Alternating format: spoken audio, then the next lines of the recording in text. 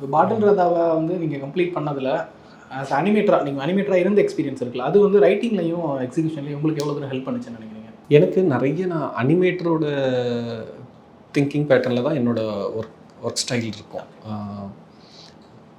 அனிமேட்டரோட thinking பேட்டர்னால் நான் என்ன இது பண்ணுறேன் அப்படின்னா, ஷார்ட்ஸாக இந்த நம்பர் ஆஃப் ஷார்ட்ஸ் நான் எடுக்கும்போது அப்படி அந்த ஷார்ட் டிவிஷனை ஃபாலோ பண்ணி எடுப்பேனாங்கிறது இல்லை.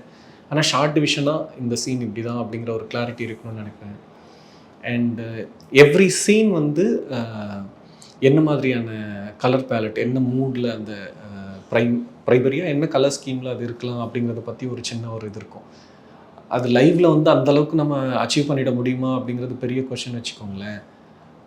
ஏன்னா நீங்கள் எப்படி ஒரு செட்டுக்குள்ளேனா ஓரளவுக்கு உங்கள் கலர்ஸ் ஒரு காஸ்டியூம் சைடில், ப்ரொடக்ஷன் டிசைன் சைட்லேருந்து, லைட்ஸ்லேருந்து நீங்கள் இது பண்ண முடியும்.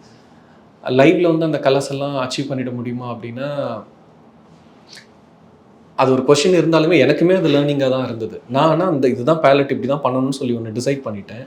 அதுக்கப்புறம் ப்ரெப் ஒர்க் பண்ணுறோம்ல, லொக்கேஷன் பார்க்கும்போது சிலது வந்து நம்ம இன்டீரியரில் பண்ணுறோம் அப்படின்னா ப்ரொடக்ஷன் டிசைனர் ஹெல்ப் பண்ணலாம். இந்த வாலே வந்து இந்த சீக்வன்ஸ்க்கு ஏற்ற மாதிரி மொத்த வாலுமே நம்ம ஃபஸ்ட்லேருந்தே வச்சிடலாம்டா அப்படிங்கிற மாதிரி வால் கலர்ஸ் பிக் பண்ணதுலேருந்து